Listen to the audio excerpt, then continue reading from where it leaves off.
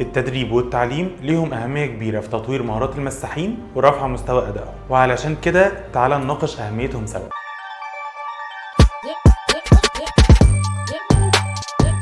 يعتبر تعليم المساحين من الأساسيات الضرورية في العمل في مجال المساحة، زي طريقة قراية الخرائط والمخططات، وكمان معرفة النظريات الرياضية اللي بتساعدهم في أداء عملهم. كمان المساحين بيتعرفوا على الأنظمة الحديثة زي الجيومتريكية والليزر والمسحة الضوئية، وده بقى بيساعدهم في تحسين دقة وكفاءة عملهم. بيساعد التعليم على تطوير مهارات المساحين في تحليل البيانات والمعلومات الجغرافية المهمة، وده بيساعد في كتابة التقارير بطريقة دقيقة ومفيدة. والتدريب العملي بيساعد المساحين على تطبيق المفاهيم النظرية اللي اتعلموها، وده اللي بيزود من خبرتهم وثقتهم في المجال. ومن خلال التدريب العملي المساحين بيتمكنوا من تطوير مهاراتهم وكمان استخدامهم للأجهزة المساحية والأدوات الحديثة، وده طبعا بيسهل عليهم عمل القياسات بدقة عالية. والتدريب بيوفر للمساحين فرصة متابعة التقنيات الحديثة في مجالهم، وبكده المساحين بيكونوا محترفين وكمان مميزين.